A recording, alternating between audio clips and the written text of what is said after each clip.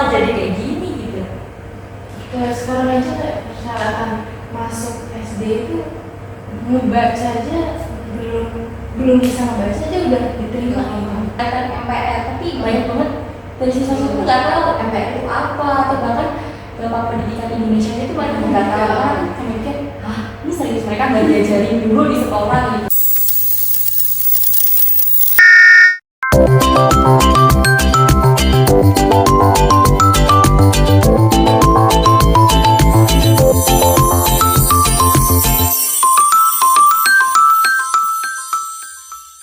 Halo Sobat Edukasi, selamat datang di podcast kita yang berbicara bersama aku, Lovia Putriwandari, dan di sini kita sudah kedatangan teman-teman dari mahasiswa pendidikan akuntansi yang nantinya akan membahas seputar dunia pendidikan yang pasti menarik dan inspiratif.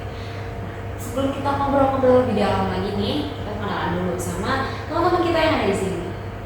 Mungkin dari Pak yang sebelah kanan dulu, Pak, kenalin namanya siapa, asalnya dari mana? Halo teman-teman, aku Kali namanya ya, aku asal Semarang nih. Mungkin teman-teman yang asalnya sama nih, kita bisa kapan-kapan main bareng kali ya. Makanya Semarang. Mungkin makanya. Halo semuanya, nama aku Anissa Widiselina, asalnya dari Ambarawa. Kalau tadi karena kotanya Semarang, kalau aku kabupatennya yang Semarang. Siap. Lalu Halo teman-teman, nama aku Wasmendra Sri Rahayu, asal dari Purbalingga. Orang Ngapak nih teman-teman. Saya dari Ngapak juga. Kata orang apa tema? bisa perkenalan dalam bahasa Ngapak. Coba kenalan bahasa Ngapak aja coba. Pengalaman pakai bahasa Ngapak. Iya. Kita kan mau denger ya teman-teman. kalian belajar bahasa Ngapak. Perkenalkan namanya asalnya Nyong dari Sekang Purbalingga. Maaf ya kalau belepotan.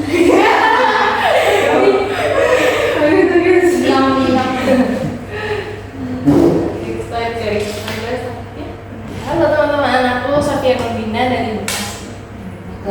Anak gaul dari segi kan ini gaulin. Iya, dari Bekasi guys. Oh, nggak kelihatan gaulnya. Bercanda. Halo teman-teman, saya Tia Zahro dari Brebes. Aku Ngapak juga sama kayak Sanda. Coba lagi pakai bahasa Ngapak. Hei, apa ya? Atau sapa teman-teman dengan bahasa Ngapak. Besok aja halo.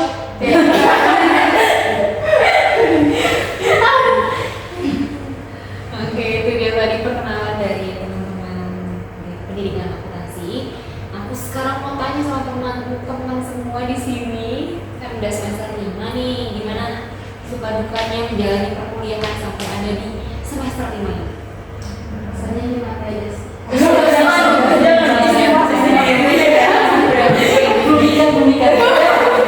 masih bukan dalam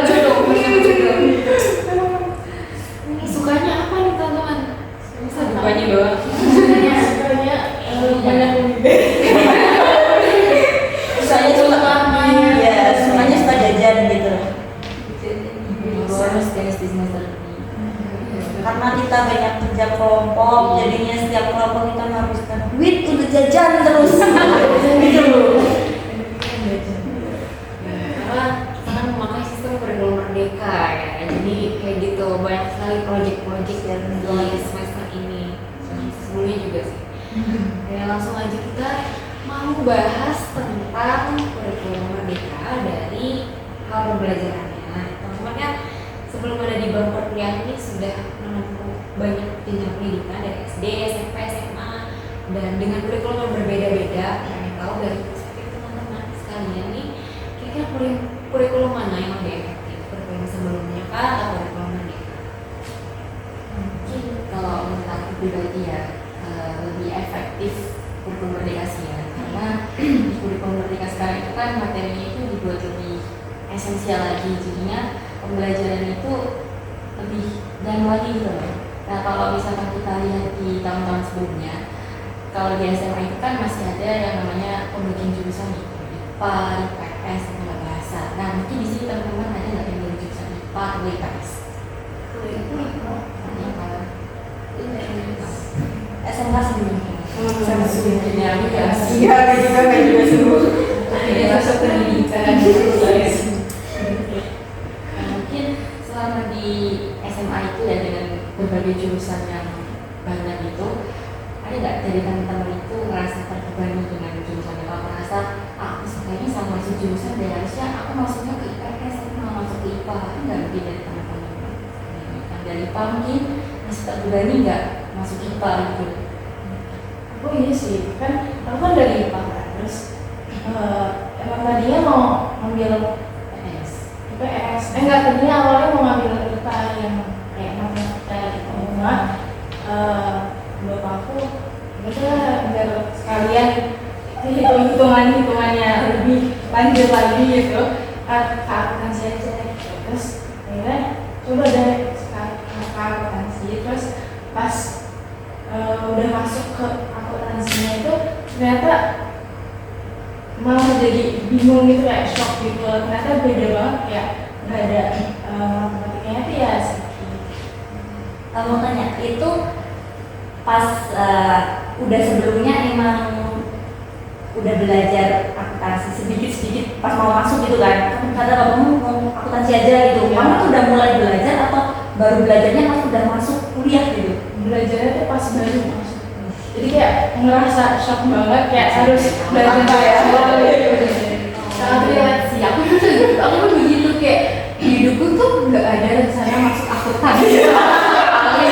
Kayak tiba-tiba akuntansi, hitung jurnal ini apa, jurnal umum, itu aku belum tahu apa-apa ya, sumpah aku belum tahu apa-apa. Sedangkan pas di SMA kan, ada sih, ada materi mata pelajaran ekonomi, cuma itu tidak masuk ke akuntansinya, cuma ekonomi basic-basic teorinya doang. Jadi pas masuk akuntansi jadi kayak ngapain?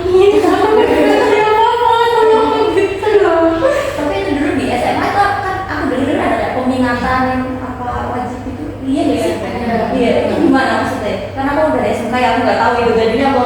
Kalau aku kan dari IPS nih, ada minatnya dari IPA, kayak ada biologi gitu ya, terus ada Fisika. TIK kayak gitu. Itu di kelas berapa? Udah dari kelas 10 lah. Berarti kelas 10, 11 sampai 12 gitu? Enggak cuma sampai kelas 12 doang. Oh, 11 doang. Karena kalau ke kelas 12 sudah full IPA semua pembelajaran. Ya, kalau pun akuntansi pun aku dapat di kelas 12. Itu pun kepotong sama COVID itu. Ya benar. Oh gitu. Dulu ya dari dasar-dasar doang belajar akuntansi. Tapi akuntansi seru nggak? Ya, lumayan lah ya. Lumayan diusin. Nah mungkin kalau tentang obrolan kita tadi ya, ternyata banyak dari teman-teman yang merasa agak lumayan salah jurusan ya ternyata ya, dari IPA ke IPS katanya. Jadi jujur ya, ini kalian masuk pendidikan akuntansi itu yang berapa? Itu banget Opsi bener ya, terakhir ya. Kalau nggak di sini ya udah nggak bakal lihat. Dan jadinya mau pada akuntansi murni. Iya bener, awalnya pengen akuntansi murni, tapi kenapa ya? Kita pendidikan. Pendidikan aja udah belum. Iya. Berarti yang dari jurusan IPA mungkin ini kali ya, dari konteksnya mikir menerima. Ya bisa sama enggak gitu ya. Ya mungkin aja bisa kan, kalau IPA kan pasti ada hitungan matematikanya kan. Nanti kan kayak akuntansi juga masalah apa gitu. Dan biasanya anak IPA kan hitung-hitungannya cepet kan. Biasanya kan kalau akuntansi itu langsung bisa cepet gitu. Soalnya udah juga. Mungkin dari 10 per 100 orang kali ya bisa. Aku dulu juga ngambil IPA tuh karena ikut-ikutan aja sih, karena mikirnya IPA Sangat IPA nih. keren, terus gue nanti masuk jurusan apa aja gampang gitu, bisa milih ini itu. Tapi katanya terjunnya ke IPS gitu, di IPS. Nah kalau itu disambungin sama kurikulum merdeka kan beda jauh banget kan guys, kalau di kurikulum sebelumnya. sebagainya. Jadi kita tuh nggak bisa milih mau masuk ke jurusan mana. Tapi kalau di kurikulum Merdeka sekarang ini kan udah bisa nih milih mata pelajaran, misalkan kita mau masuk ke mata pelajaran apa, ke jurusan apa gitu kan. Jadi kita tuh bisa ngejalanin itu sesuai dengan ya kita sukarela lah ngejalaninnya, jadi nggak perlu merasa terbebani, nggak perlu malas-malasan lagi atau merasa salah jurusan lagi. Jadi kan enak mau belajar gitu. Juga di kurikulum Merdeka ini kan kita tuh didorong buat jadi siswa yang lebih inovatif, kreatif juga, terus mandiri pertama kan, jadi ya gitu deh, itu lebih efektif sebenarnya.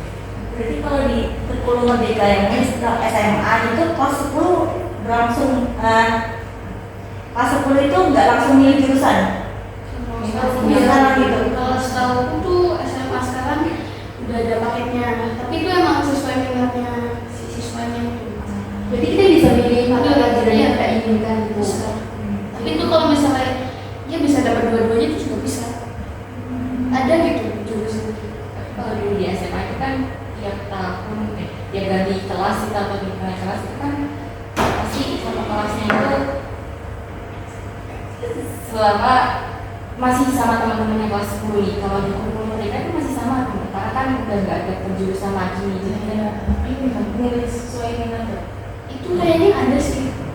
masih Enggak ada, bisa sekelas ada yang enggak, mungkin tergantung pemilihan mereka kan. Kalau misalkan dari kelas 10 diambil IPS itu bisa MIPA. Ya mereka tuh bisa dapat dua-duanya gitu. Berganti-ganti gitu. Iya sekarang.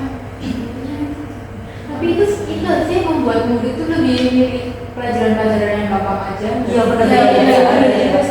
Aku Kayak mungkin dari nggak matematika, fisika gitu. tapi mungkin ada beberapa mata pelajaran gitu. Mungkin wajib kan matematika wajib biasanya ya, bahasa Indonesia, matematika gitu itu kan wajib, agama itu wajib. Berarti harus mau nggak mau juga ya harus diikutin. Mungkin kedua-duanya aja kali ya, bisa mau.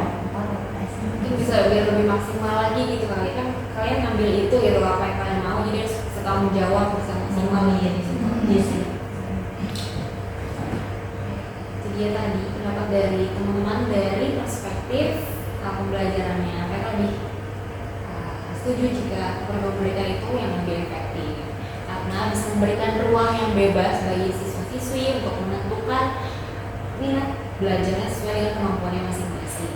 Nah kalau tadi dari hal pembelajarannya dari sisi efektif atau tidaknya, aku pengen tahu dari teman-teman bagaimana dari sisi pengembangan karakternya di kurikulum Merdeka ini. Apakah kurikulum Merdeka sudah berhasil dalam hal pengembangan karakter pada siswa-siswi yang ada di negara? Kalau di kurikulum Merdeka itu ada namanya profil pelajar Pancasila, kan mesti nggak sih kan tentu semuanya. Juga itu ada 6 langsung 6 apa 5 ya? 6 ya. Ada yang pertama tendune beriman bertakwa pada Tuhan Yang Maha Esa dan berakhlak mulia, berkebinekaan global, terus gotong royong, mandiri, bernalar kritis sama kreatif. Jadi setiap materi yang akan disampaikan oleh guru itu tuh harus ada profilnya, itu salah satu atau salah dua itu harus ada seharusnya ya. Itu mungkin usaha dari pemerintah juga untuk meningkatkan pengembangan karakter bagi peserta didik. Soalnya setiap materi kamu tuh harus punya sikap ini gitu. Jadinya mungkin lebih bagus pengembangan karakternya di kurikulum Merdeka ini. Tapi kenyataannya nggak tahu ya, kita lihat aja. Iya sih, bener banget, dan aku setuju banget kalau di kurikulum Merdeka itu kan gak melulu soal akademik ya, ternyata ada dari karakternya juga. Kalau misalkan kita lihat ini ternyata nggak sesuai dengan apa yang kita ekspektasikan ya, ternyata masih banyak banget siswa yang kurang sopan sama guru atau menganggap guru itu ya teman lah, layaknya teman ya, bisa aja sih sebenarnya kalau menurut guru sebagai teman. Tapi kan kita sebagai orang yang lebih muda kan harus punya rasa hormat, kalau misalkan mau ngobrol ya adalah etikanya, itu kan nggak asal ngomong gitu, walaupun paling anggapnya kan temenan bestie banget nih gitu kan. Yes. Itu juga nih. Sekarang masa-masanya guru-guru Gezi. Iya. Sama guru Gezi. Guru sama muridnya lebih gue gitu kan. Tapi mungkin bisa di kondisikan nggak sih kayak misalnya di sekolah kita seperlunya emang sebagai murid dan guru dan itu ada batasannya kan. Lain waktu di sekolah ya udah kan kayak sesuaiin aja waktunya. Tapi sekarang tuh banyak kayak guru-guru di sekolah tuh tampilannya tuh beda banget sama yang di luar. Iya. Itu menurut kalian tuh gimana? Apakah masih bisa ditoleransi atau kurang sopan atau gimana? Kalau menurut aku sih gimana ya? Karena ya udah misalnya dia profesinya emang guru, Iya. jadi ya udah dia berpakaian seperti itu di sekolah dan di luar dia mau kayak gimana ya menurut aku terserah dia, karena dia juga manusia gitu. Tapi Kita kan mau ekspresikan diri. tapi kan di itu guru kan sebagai tenaga pendidikan Sebagai contoh sebagai siswanya. Iya, benar. Masa kalau misalkan di sekolah mereka berpakaian itu secara di luar dari itu bisa siswanya bisa nyampe contohkan itu masih sifat dari Beda-beda. Anak muda itu sekarang masih labil guys. Iya. Nah, ngomong A tapi besoknya B kan. Tapi zaman sekarang tuh mana kalau siswa-siswa yang pacaran sama guru itu kan aneh banget sih menurut aku kayak Dulu aja tuh kita mau deket sama muda itu Takut juga. mungkin gara-gara punya berdua di Bandung. Iya, sekarang umurnya udah muda semua. Aku mah nggak tahu ya jalan aja lah sih. Apa yang saya mau ya harus saya selesaikan gitu aja. Emang kuliahnya di pendidikan, ya nanti nggak tahu ya mau jadi apa. Kita salah jadi dapat hidayah mau jadi Amin, amin, amin, amin. Terus tadi kan disampaikan di profil Pancasila itu kan di materinya kan dicantumin itu kan. Iya. Terus buat nguatin lagi tuh ada namanya P5. Tahu P5? Iya, tahu. Jadi isinya ya proyek-proyek buat siswa itu lebih berkreativitas, lebih mandiri gitu. Terus kayak contohnya misalkan di kewirausahaan tuh, mereka tuh diajarin buat berjualan gitu loh. Jadi mereka disuruh masak makanan, terus yang nantinya dijual ke teman-temannya, terus ke guru-gurunya. Itu kan membangun kemandirian, terus lebih kreativitas. Jadi mereka tuh mikirin kayak mau jual apa gitu kan. Kayak pas aku observasi itu, aku tuh ditawarin dari siswa-siswa itu nyamperin aku kayak, kita mau ini gitu. Terus kayak keren juga gitu, maksudnya jadi selain di kantin kan mereka tuh bisa jajan ke teman-temannya gitu. kayak udah kerja keras dari dini gitu. Iya. Jadi pas nanti kita masuk dunia kerja tuh mereka udah kayak familiar gitu, karena mereka pernah dapat proyek dari sekolah. Kalau berbisnis itu tuh nggak segampang apa yang kita pikirkan, nggak langsung dapat uang terus kita balik modal, nggak mungkin kayak gitu. Tapi bisnisnya tuh perintis. Iya, kita bukan waris juga. Bener banget sih, kalau P5 tuh di sekolah itu biasanya ada kayak disediain hadiah apa gitu buat kayak nampilin proyek kayak proyek mereka gitu. Itu P5 tuh 1 tahun dilaksanakan berapa? Kira-kira 1 atau 2 kali sih? Itu kalau itu banyak sih. Kalau sekarang kan kayak aku lihat dari sekolah aku dulu nih, kayak apa namanya P5 tuh kan ada kewirausahaan yang jual-jual itu ada ya banyak jualan makanan tradisionalnya atau gimana gitu. Terus juga ada kebudayaan yang kayak nari, bikin kayak drama gitu, bikin film itu sekarang banyak banget. Waktu dulu aku observasi di salah satu SMK di Semarang, itu P5-nya tuh buat telur asin. Kan kita satu itu ya buat telur asin, jadi siswanya itu disuruh bikin praktek gitu kan di sana akuntansi. Jadi disuruh bikin praktek buat telur asin dari mulai menyiapkan barang-barangnya, rinci bahannya apa gitu, sampai nanti tuh anggaran ini kira-kira harganya berapa itu nanti dilaporkan. Jadi nggak cuma dapat apanya ya, Cuma dapat uang, tapi dapat Makanan. iya dapat uangnya sampai besar. Itu dari buat sampai nanti ngejual itu harus ada laporannya gitu.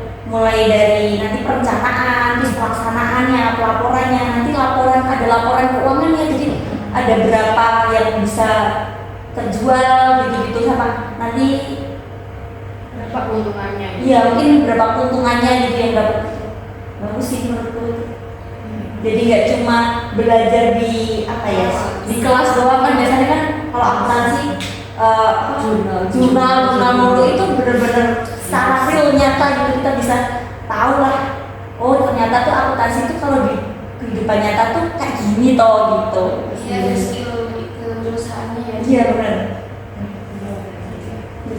Jadi gak cuma teori ditonjol, Iya. prakteknya juga ditonjolin juga. Jadi nggak shock lagi nanti kalau mau kerja. Kadang kan teori nggak sama praktek. Iya. Ngomongin soal project kan nggak melulu soal di luar kelas kan. Iya. Pasti di dalam kelas kan ada juga project. Nah, kadang tuh aku juga menjumpai kalau misalkan ada kerja kelompok nih, tapi cuma satu orang yang kerja, jadi yang Itu satu yang kerja, satunya kelompok, jadi kayak cuma numpang nama itu kan kayak Sampai sekarang kayak masih ada Iya, ya istilahnya, masih ada gitu. kayak bapaknya dari iya, ada yang bersekolah tapi di SMP pun kuliah di kuliah. Iya. Sebenarnya tergantung sifat manusianya sih, karena orangnya.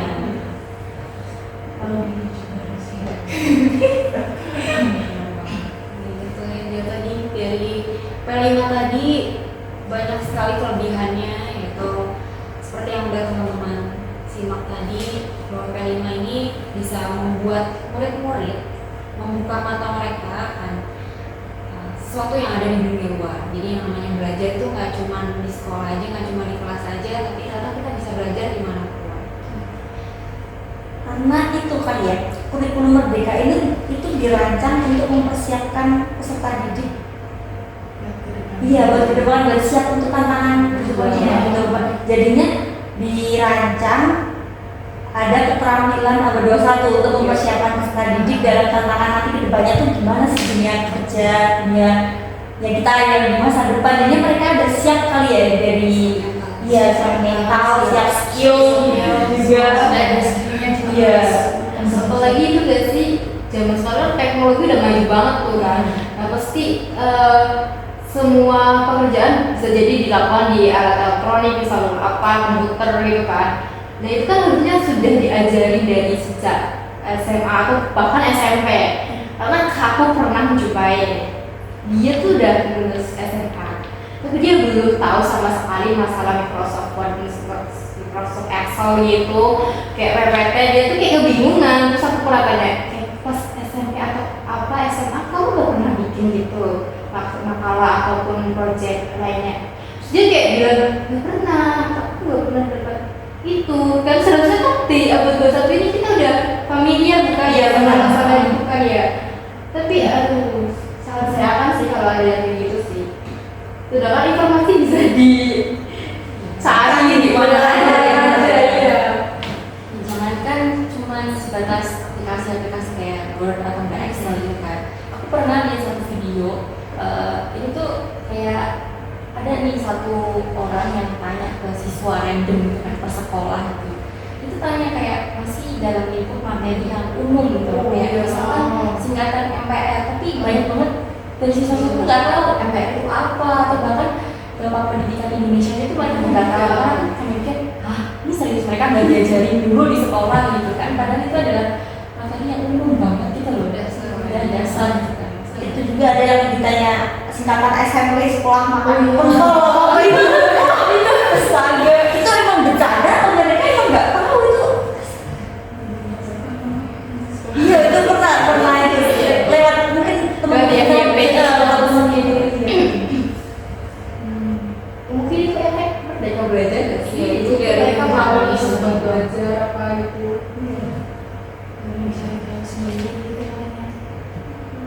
Mandiriannya masih kurang. Padahal di kurikulum merdeka ini kan dituntut untuk mandiri ya, soalnya kan sebenarnya di murid peserta didik.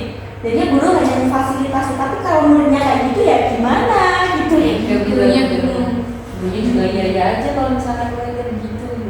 Iya, apalagi nggak ada sekarang kayak nggak ada yang nggak naik kelas ya sih. Semua naik kelas. Sistem yang lain juga gak ada. Mungkin kalau beberapa nilainya yang berupa asesmen mungkin ya.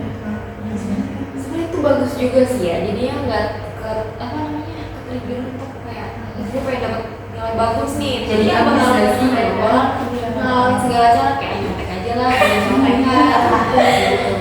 Jadi kayak lebih ke patokannya nilai gitu, nggak ke prosesnya gitu ya. Iya. Tapi itu juga sekarang pada menyepelekan gak sih kayak aku nggak dapat yang penting kok mesti enggak, Iya. mesti enggak aku. Padahal dia nggak tahu kayak di pelajaran itu selama itu apa gitu dia nggak tahu. Jadi minusnya itu juga. Iya sih.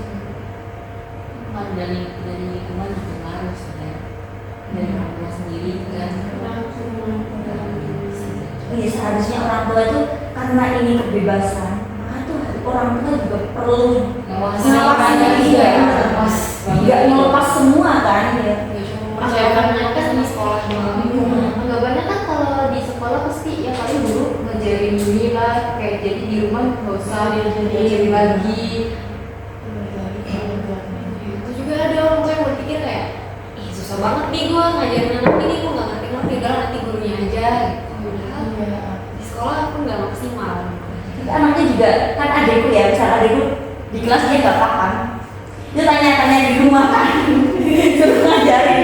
Padahal aku kan juga mama zaman dulu ya, nggak tahu kan itu pelajaran sekarang kayak gimana, itu nggak tahu. Jadinya kayak apa-apa kan sekarang pakai HP, udah buat Google aja, udah langsung contek gitu. Padahal dia nggak tahu apa yang mereka tulis itu apa, tuh dia nggak tahu. Yang penting ya udah ngumpulin gitu.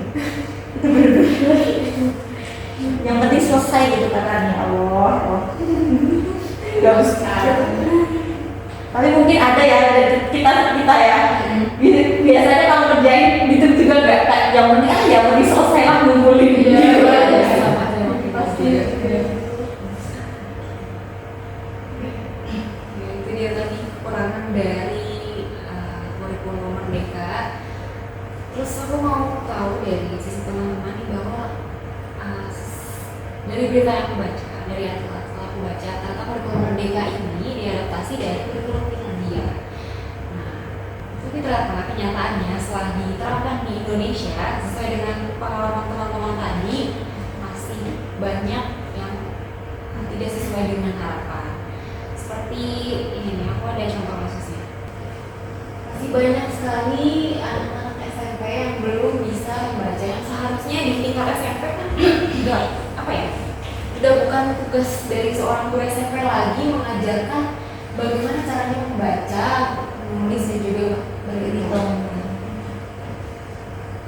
Pendapat teman-teman kenapa hal seperti ini masih bisa terjadi di negara?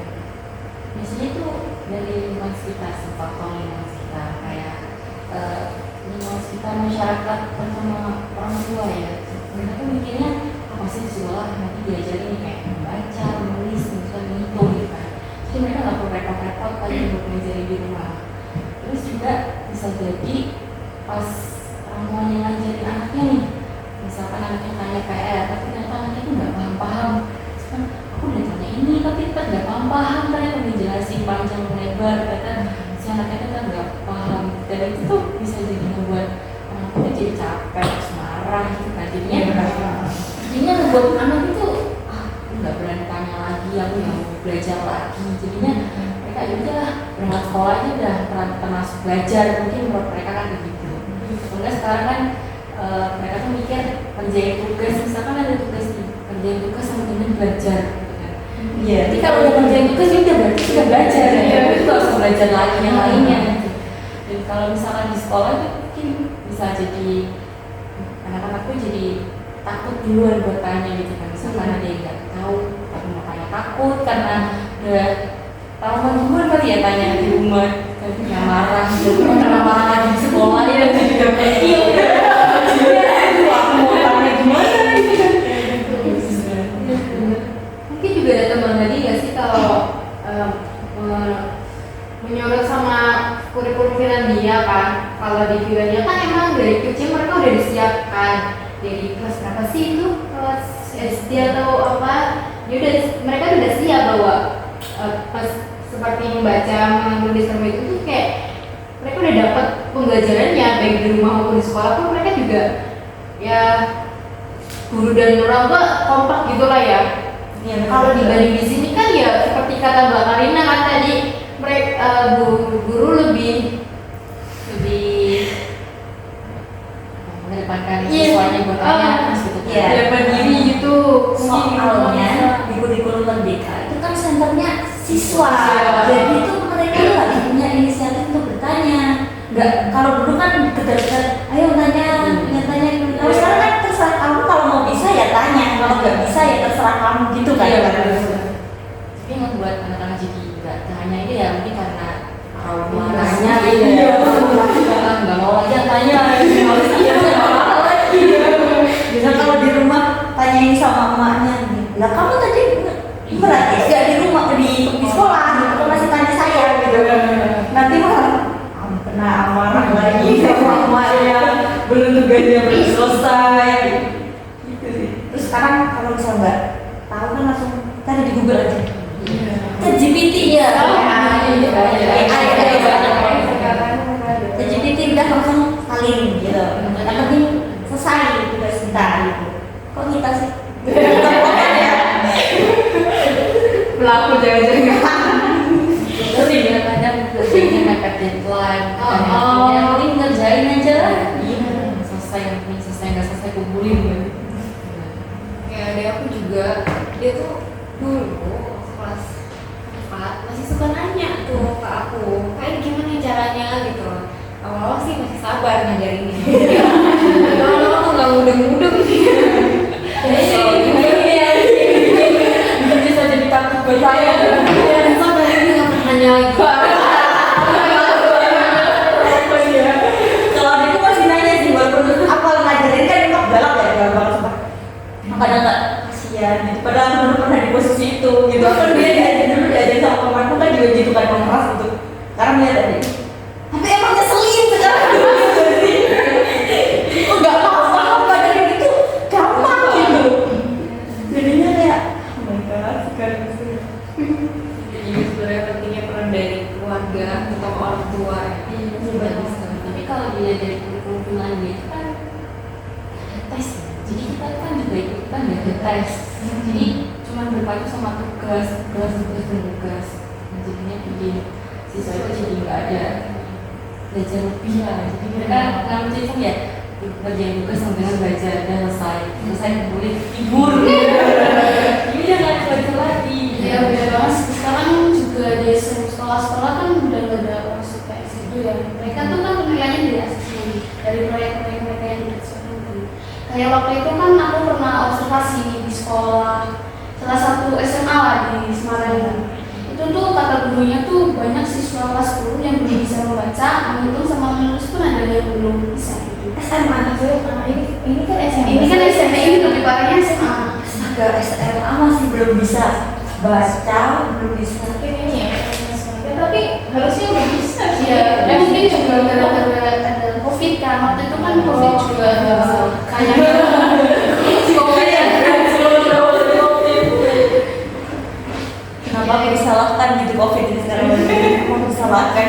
mungkin juga itu gara-gara kurangnya dukungan dari orang tua ya, orang tuanya kurang memperhatikan mereka yang waktu mereka belajar di rumah gitu, mereka jadinya kayak belajar mandiri doang gitu, kayak ya udah lihat jawabannya tinggal cari Google gitu doang mungkin.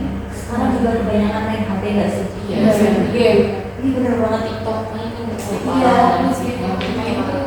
bisa jadi skripsi ya. Iya ya. Pengaruh TikTok ya, ada motivasi belajar gitu. Terus juga siswa sekarang itu kan kadang paginya tuh izin berangkat sekolah, tapi ternyata sampai sana tuh nggak masuk. Nggak ada. Dicariin sebelumnya udah berapa kali nggak masuk, ditanyain sama orang tuanya juga.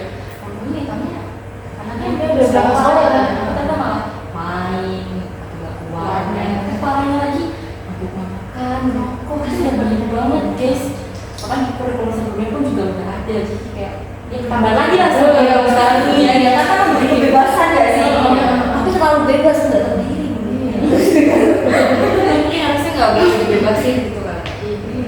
Tapi kalau dibebasin pasti siswa juga makin stres berarti terus rasa rasa ingin melawan juga tinggi nggak sih? Kadang kan ada istilah peraturan itu Ya, harus dilanggar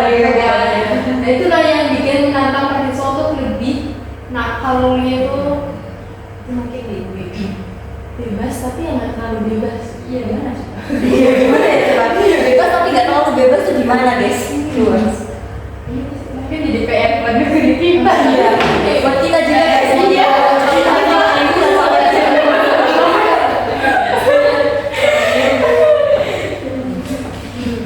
Padahal kalau dibaca-baca itu Callistum itu kan dasar banget guys. Dari TK Iya, TK udah kita udah belajar meja. Iya. SD mungkin kelas 2-3 udah lancar membaca. Iya. Tapi sekarang kenapa kok malah jadi kayak gini gitu? Ya, sekarang aja kayak persyaratan masuk SD itu membaca aja belum bisa membaca aja udah diterima nggak apa-apa. Jadi kayak Guru SD juga dari mau coba guru TK doang. Kelas 1 sih PR-nya ya. Berat juga ya.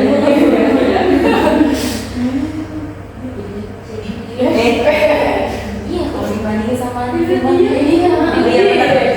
Di Finlandia itu 1 bulannya 42 juta ya. Iya. Tapi harus lulusan minimal S2.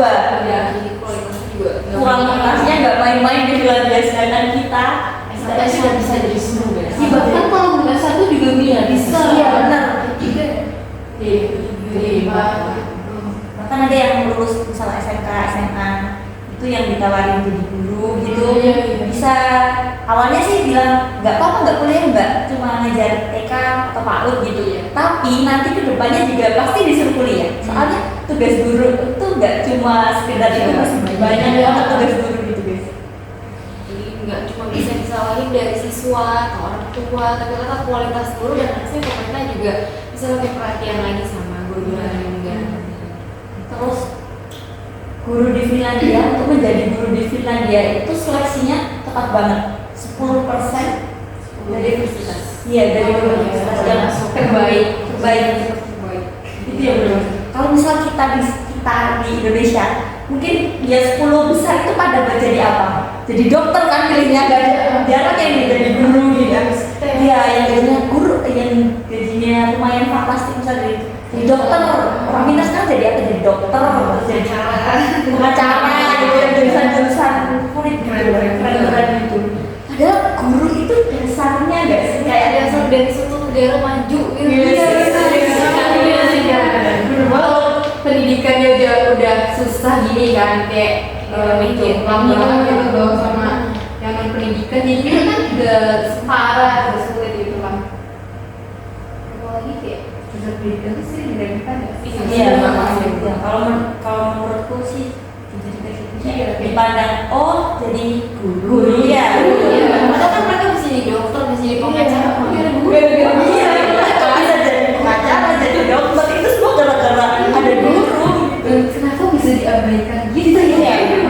Jadi kalau di Finlandia guru itu sangat dihormati. Bahkan itu kan profesinya gajinya yang fantastis. Terus ada mungkin seleksinya kan memang ketat, habis seleksi keterima itu dia nggak langsung jadi guru, mereka harus ada kayak latihan sebelum praktek jadi guru gitu. Terus di satu kelas itu di Finlandia tuh bukan kadang sih, tapi emang ada dua guru, minimal ada 2 guru jadi bahkan 3 guys, ada 3 juga kelasnya isi siswanya tuh dikit lah 20-an apa berapa gitu. Jadi kan Perhatian gurunya udah siswanya dikit udah makin deh itu. Iya benar. Diperhatiin. Jadi satu guru tuh tugasnya buat jelas depan, terus yang lainnya tuh mendampingi gitu, mendampingi siswa-siswanya itu yang yang kurang misalnya kurang paham atau apa. Gitu. Kalau di kita di Indonesia satu kelas berapa? Kan ada 30 bagian. Iya benar. Satu lah harus gitu banyak. Ada yang mau sendiri, ada yang ngapain lagi. yang bagian belakang gitu masih sibuk sendiri asik sendiri. Yang makin paham ya makin pinter, tapi yang nggak paham ya makin jauh gitu. Langsung ketinggalan ya udah sekalian. Karena itu juga kali ya, kan nggak ada ranking. Iya. Ini ada apa? Cepetan gitu. Iya. Seharusnya tuh itu ada. Salah sih. Kalau dulu kalau ada sistem ranking, gue pasti kalau misalnya habis ujian nih, pasti dilihat gitu rapotnya sama mak sama bapak. Nah coba lihat rapotnya. Dari situ yang bikin jadi kayak gue ujiannya harus bener, gue belajar harus bener. Iya benar. Dulu juga kan misal, oh temanku kok dapat nilai bagus misal 90, aku cuma 70. Terus kita ke depannya kan langsung belajar lebih giat lagi kan, tanya sama teman kita kan, ini misal nggak paham ini tuh gimana, gini gitu. Tapi sekarang kan ya udah yang penting aku kerjain, nanti kan yang penting ya naik kelas gitu. Udah nggak ada ranking, nggak ada ujian, nggak ada apa namanya, tidak naik kelas, diberi kebebasan, merdeka sekali. Satu merdeka. Kalau di kurikulum gue itu apa ya? Mereka itu kan lebih memfokusin prosesnya. Iya. Mereka ada persiapan dulu gitu dari jenjang pendidikan yang sebelumnya, kayak misalnya dari TK, SD, bahkan SMP. Mereka itu kayak udah beneran harus siap dulu. Jadi pas di SMA itu mereka nggak shock gitu loh. Aduh aku nggak bisa baca, aku bisa nulis, aku nggak bisa hitung gitu. Jadi kayak mereka udah ada persiapan, jadi mereka tinggal nerapin aja di tingkat pendidikan atau jenjang pendidikan berikutnya gitu loh. Jadi nggak nganggung-nganggung lah pada sekolah.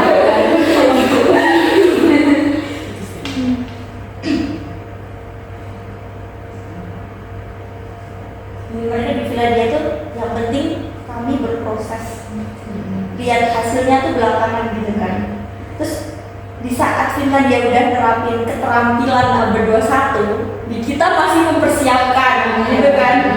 Padahal kalau sekarang kita udah terapin di sekolah keterampilan abad 21 yang tadi profil pelajar Pancasila itu. Mereka mungkin udah nyiapin untuk abad selanjutnya gitu.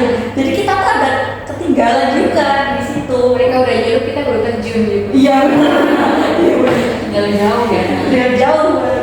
Musuh kan ternyata ternyata SDM ya kan. Bisa hukum. Mungkin faktor jumlah penduduknya nggak sih? Iya benar. Di Indonesia kan berapa itu 200 lebih kan? Iya. Kalau mungkin semua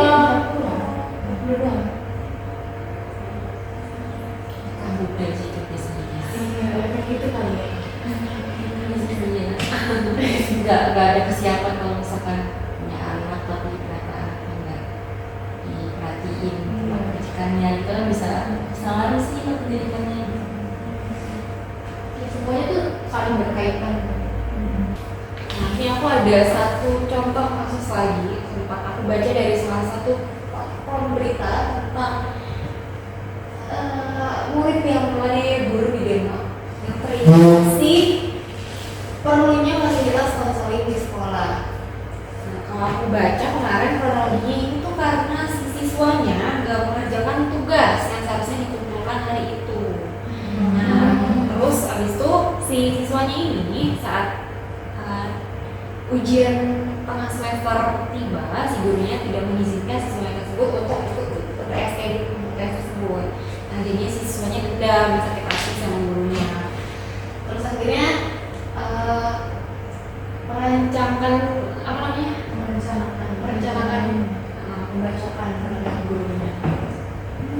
Padahal siswa MA ya, di MA loh. Anak pegawainya dengan Biasanya ya bisa Sama daftar sih moralnya juga harusnya Iya. Ini juga sih pakai seluruh. iya Yang benar. Terus sekarang gurunya gimana? siswa kayak sama ini yang muridnya aja yang penting dilaporin. Kayaknya muridnya tuh di penjara 12 Iya, tahun. 12 tahun. Bisa ya? Berarti berarti ya? Iya guys. SMA SMA kelas 12 nggak sih? Oh, kelas 12 kita 17 tahun. Iya. Iya dari Oke, pasti sih. 12 padahal udah mau lulus, kenapa baca-baca Tadi kayak kesadaran orang itu gak ada ngandalin orang lain, kalau diri sendiri yang salah. Iya benar. Mungkin aja siswanya itu sakit hati ya kalau itu berbeda. Kan tadi katanya enggak tugas harus ngumpul, padahal harus ngumpulin di hari itu kan, tapi nggak bisa malah nggak bisa ikut sih. Karena memang ketentuan dari gurunya tuh untuk siswa-siswa yang ikut UTS harus bisa menyelesaikan tugas-tugas. Kalau nggak komplit tugasnya nggak bisa. Ya kita aja absennya lengkap.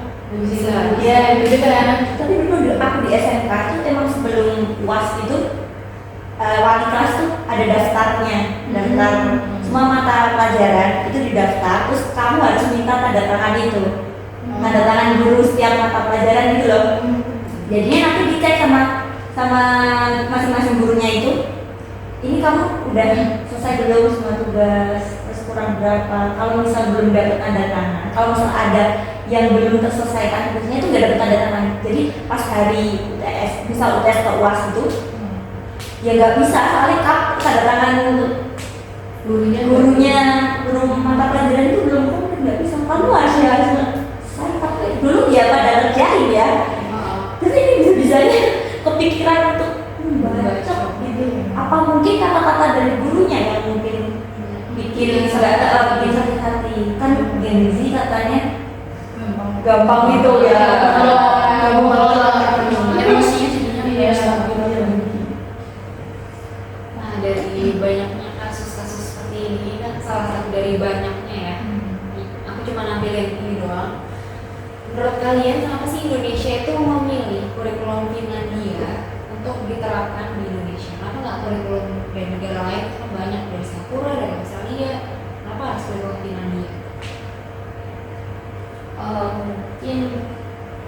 Mungkin kenapa Indonesia pilih kurikulum Finlandia ini sebagai acuannya ya.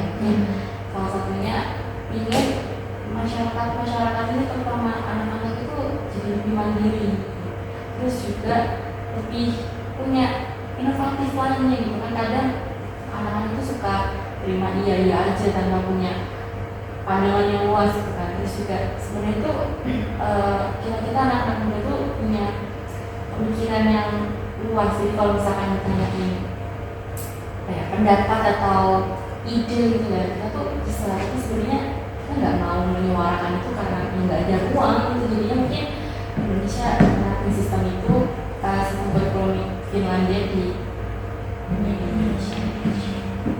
Kalau dari aku, menurut aku sih ya, di kurikulum Finlandia itu kan kayak terkenalnya kesetaraan pendidikannya guys sih. Mereka tuh semua sekolah tuh sama. Kamu nggak ada tuh yang sekolah elit, sekolah yang biasanya menengah bawah gitu nggak ada di sana. Semua sekolah sama. Kamu mau yang suke orang tetap di sekolah di mana saja tuh kamu dianggap sama. Mungkin Indonesia tuh ingin agar pandangan masyarakat ini, agar pandangan masyarakat itu semua sama tentang Sekolah satu sama sekolah lain. Iya. Jadinya ini kan di Indonesia kan ada kesenjangan kan, ada yang miskin banget. ya sekolah yang katanya ini untuk orang kaya, ini untuk orang Indonesia.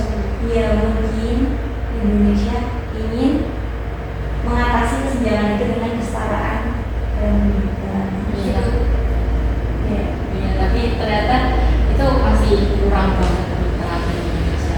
Kalau misalnya kita lihat di beberapa sekolah itu kan kadang misalkan di sekolah itu isinya orang-orang kaya, tapi ternyata ada beberapa murid yang nggak kaya banget gitu, dan nggak miskin banget ya, kayak setengah gitu. Tapi kadang itu kayak tetap nggak bullying gitu loh dari mereka yang kayak kamu bisa aja main sama temanmu yang level dia sama level gitu. Jangan sama aku kan nggak level, dia kan kaya gitu, nggak apa gitu kan.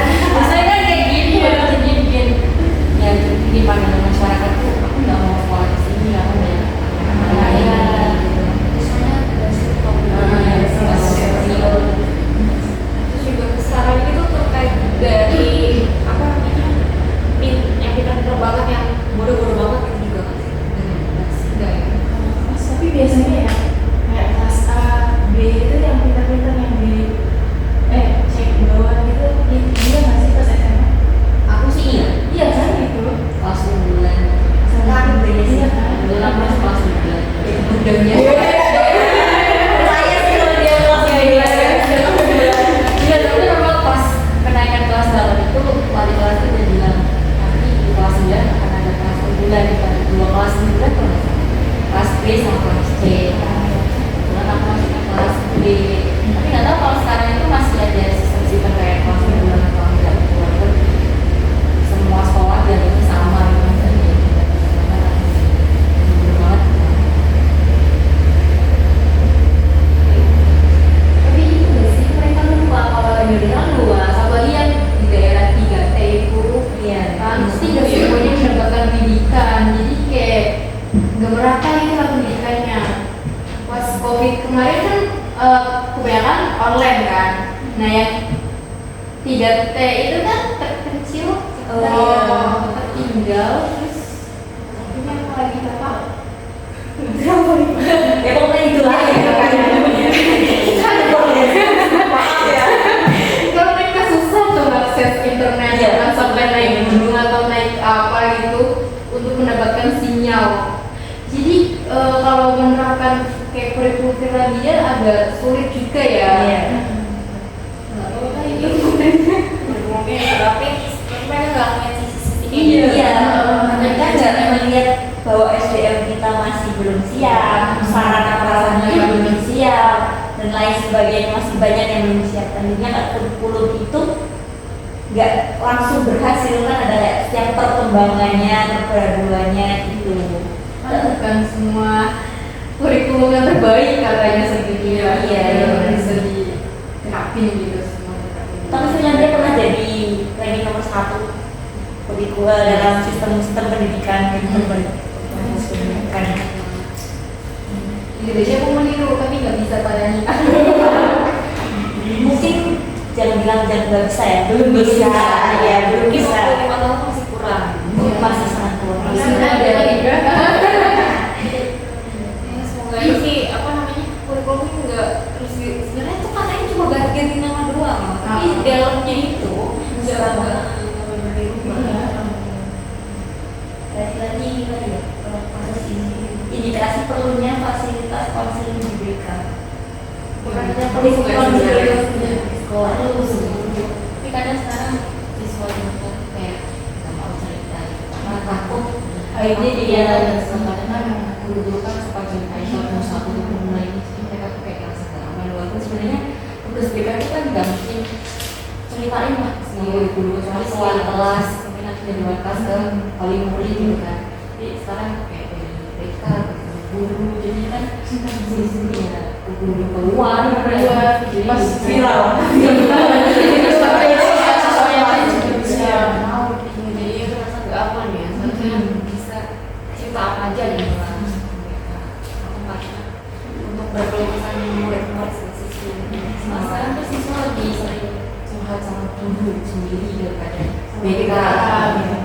karena kan guru BK tuh sering dipandang buat siswa nakal Nakal, sih iya. ya kan, jadi mereka anggapannya kalau masuk BK berarti akan nakal, jadi kayak Dan enggak tugas BK itu enggak cuma ngurusin anak-anak, tapi namanya juga konseling. Ada juga konselingnya, kita bisa cerita-cerita, cari solusi gitu. konsultasi pendidikan mereka kan karirnya. Karirnya itu di BK.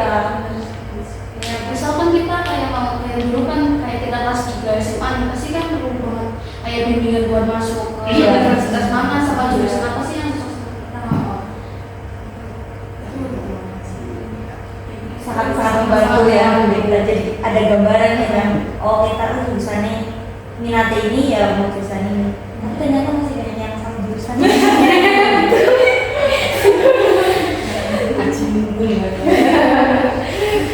Oke, kalau melihat dari penerapannya, ternyata kurikulum merdeka masih banyak yang tidak sesuai dengan harapan dari kasus-kasus yang terjadi seperti ini. Itu menunjukkan bahwa kurikulum merdeka belum sepenuhnya berhasil. Aku mau tanya dari pendapat teman-teman, menurut kalian apa kurikulum merdeka ini cocok untuk dilanjutkan? Dan kira-kira perbaikan apa sih? Kalau misalnya ini cocok untuk dilanjutin, nih perbaikan apa yang perlu dilakukan bagi kurikulum merdeka supaya bisa menjadi kurikulum yang lebih baik lagi? Menurut aku tetap aja sih, karena melihat dari kelebihan di kurikulum merdeka sebelumnya itu kan ya dari proyek-proyek, terus juga apa ya, inovatif yang bisa dikembangkan sama siswa sendiri gitu. Jadi tapi ya pastinya perlu ada perubahan sih kalau peningkatan ya, tapi dari segi gurunya atau kita sebagai siswa ya lebih upgrade lagi lah, entah itu dari sisi perilakunya atau mungkin karakter kita gitu kan. Terus juga mungkin bisa terapin punya namanya ujian-ujian nih, tes ujian nasional atau mungkin ujian tengah semester, ujian akhir semester gitu kan. Kalau di ujian nasional dulu kan kita sebelum ujian nasional pasti ada yang namanya istighosah. Iya, supaya kita ujian gitu. Ya itu serunya sih, tapi sekarang nggak ada karena ini ya menganggap ya udahlah gitu aja, tugas-tugas dan cukup gitu kan. Terus juga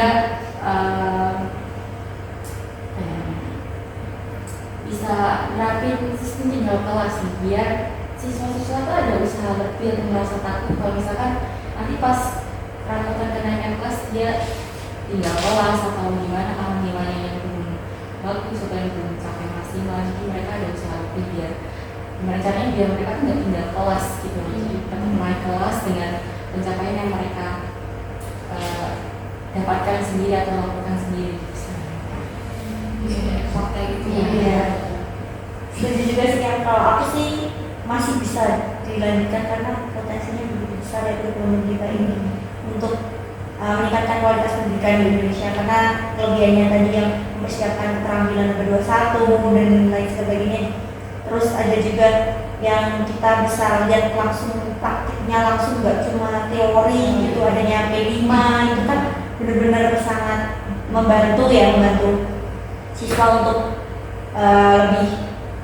lebih percaya diri kepada tantangan yang depannya gitu. Tapi mungkin pembaruannya bisa ditambahkan, bukan ditambahkan, diterapkan lagi kayak tadi yang kalian bilang kayak ujian nasional misalnya. Kalau ujian nasional tuh bisa jadi salah satu tolak ukur kita, nggak sih, tolak ukur bagaimana kualitas pendidikannya. Kan misalnya kalau UN dulu daerah ini ternyata segini doang, pada kemampuannya pada segini doang. Terus daerah ini pinter-pinter, daerah sini sangat tertinggalkan, itu bisa jadi evaluasi bagi pemerintah ya. Gimana caranya pemerintah biar ternyata di daerah ini tuh gara-gara ini kan, misal kurangnya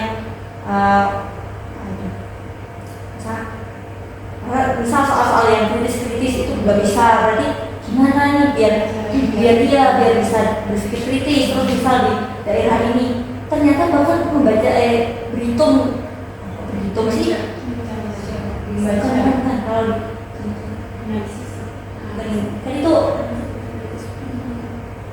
yang kayak hitung-hitungan yang lebih kompleks gitu loh, karena yang lebih kompleks itu ternyata nggak bisa. Terus apa yang itu berat gampang itu kan bisa jadi apa ya, evaluasi kalau sebagai pemerintah bahwa mungkin kedepannya kurikulum yang dirancang tuh harus sesuai dengan ini gitu, kebutuhan ini gitu. Jadi itu aja sih. Setiap sekolah memiliki kurikulum berbeda gitu. Pengembangannya mungkin ya, kan kalau lagi di Finlandia itu ternyata ada 2 kurikulum kan. Yang satu nasional yang dikunci katanya ada 2 kurikulum, yang satu kurikulum nasional yang nggak boleh diubah sama sekali, yang satu ada kurikulum yang bisa diubah oleh setiap sekolah. Jadi setiap sekolah itu mempunyai kurikulum yang berbeda mungkin dari sekolah lain, tergantung kebutuhan siswanya. Ya mungkin itu juga bisa jadi tambahan untuk negara kita buat mengembangkan kurikulum merdeka ini gitu aja. Benar banget sih, kan kurikulum merdeka itu kan tadi kan banyak kan ya, mungkin juga kualitas gurunya pun harus ditingkatkan kan, agar mereka tuh kayak siap dan dalam metode pengajaran yang baru loh. Kan biasanya kalau dari kurikulum 13 ke merdeka kan pasti beda kan. Kalau kurikulum 13 kan gurunya sebagai center, kalau di kurikulum merdeka kan siswanya. Jadinya mungkin gurunya bisa lah kayak menyediakan fasilitasnya gitu kan, banyak proyek-proyek yang tadi ada P5 itu kan. Terus juga kayak di Indonesia ini kan infrastruktur teknologinya kan belum merata, yang tadi dibilang ada di daerah kecil itu kan pasti kan belum merata itu loh. Mungkin bisa aja itu terjadi kesenjangan nggak sih, kayak siswa yang di daerah tertentu itu merasa loh kok yang di kota mudah banget sih kayak akses teknologinya gitu. Mungkin bisa Makanya ada yang bilang katanya kualitas pendidikan di Jawa itu bagus, paling bagus tidak dibandingkan di luar Jawa gitu. Makanya yang di luar Jawa pada merantau pada lagi di Jawa karena kualitas pendidikan di Jawa itu lebih bagus dibandingkan di negara lain. Negara lain. Tergantung guru juga sih. Kalau gurunya nggak mumpuni ya sama aja di manapun ya. Gurunya perlu pelatihan gitu sebelum tadi balik lagi kayak di Finlandia kan kita sebelum jadi guru kan harus ada pelatihan mungkin dari kementeriannya mengadakan pelatihan khusus guru sebelum terjun langsung mengajar murid. Sekarang kan kalau jadi guru juga harus PG. TTG, iya. 1 tahun untuk mempelajari lebih dalam lagi gimana jadi guru yang profesional itu gimana, yang bisa menangani muridnya, yang bisa menyampaikan materi. Jadi tugas guru makin banyak ya. Dia kayak cuma ngejelasin doang. Iya. Itulah segala lebih. Apalagi di kurikulum merdeka kan gurunya disuruh nyusun modul, belajar sendiri, APD dan lain sebagainya. Ini juga mikir nanti yang bikin proyek apa yang bagus buat murid-muridnya. Iya benar. Kasian juga sama guru-guru yang sudah sepuh sudah tua kan mereka ganti kurikulum merdeka harus belajar lagi ya gimana menyesuaikan lagi gimana sih kurikulum merdeka ini. Ternyata berbasis teknologi bagi orang-orang yang udah tua mungkin kan juga bukan malas ya, mungkin susah juga ya. Ini apa namanya nangkepnya tuh udah Nangkepnya udah susah juga. Kembali lagi pas observasi kita itu kan pas ditanya kurikulum merdeka itu gimana asesmennya dan lain, gurunya itu malah menjelasin yang penilaian yang kurikulum sebelumnya kategorinya. Iya, kayak untuk keterampilan, untuk pengetahuan, terus ini terus begitulah pokoknya. Kayak saya tuh kurang paham mbak sama kurikulum merdeka ini, gurunya aja bilang gitu, soalnya memang faktor usia juga kan. Gitu. Iya, yang ganti-ganti. Iya kadang dari satu sekolah tuh belum tentu kurikulumnya sama gitu. Pas aku observasi juga kan, dulu di SD dan kelas 1 sampai kelas 4 tuh mereka masih K13, sedangkan dari kelas 5 sampai 6 baru kurikulum merdeka. Aku bisa gitu. Nah, waktu aku juga observasi gitu di SMA kayak kelas 10-11 nya itu kurikulum merdeka kan, kalau kelas 12 nya itu K13 gitu. Kok bisa beda ya kan? Kayak apa alasannya dibedain gitu loh. Padahal kan kalau udah diterapin, ya diterapin semua nggak sih? Tapi mungkin ada beberapa belum siap gitu kali kan, ada beberapa faktor yang mungkin menyebabkan itu memilih untuk jadi mungkin pengalian dari kurikulum 13 ke merdeka ini bertahap. Mungkin dari itu kelas ini dulu belum tapi yang dulu ya mungkin itu bisa jadi faktor.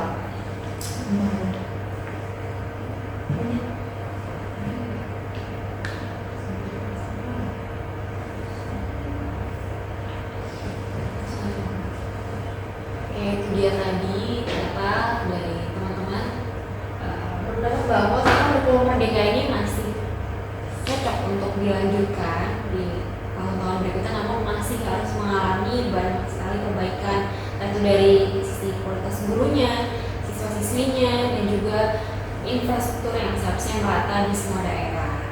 Seperti itu. Nggak terasa ya guys, ternyata kita udah ngobrol banget biasanya udah dan seru banget, menambah pengetahuan baru juga buat aku yang masih belum terlalu mengerti akan kurikulum merdeka. Nah, Semoga dengan pergantian menteri yang baru ini makin makin bagus ya pendidikan kita. harapan Indonesia Makin jadi Indonesia cemas ya. Kita bisa terwujud Indonesia emasnya, bukan Indonesia cemas gitu sih. sebagai calon guru pendidikan di luar manapun itu lebih apa namanya aware lagi dengan sistem pendidikan kita yang ada di negara ini supaya apa ya, semoga bisa jadi guru yang kompeten, profesional. profesional. Ini gajian cukup. Oke Sobat Edukasi, terima kasih atas partisipasinya bagi teman-teman yang sudah menyempatkan waktunya buat ngobrol bareng di podcast kita pada hari ini, dan juga tentunya terima kasih bagi teman-teman setia yang sudah menonton podcast kita ini sampai dengan akhir. Semoga kalian bisa mengambil sisi baiknya dari podcast kami ini. Sampai bertemu di podcast selanjutnya yang tentunya kita bakal ngobrol mengenai topik-topik yang lebih seru lagi dan pasti lebih mendalam. Sampai jumpa.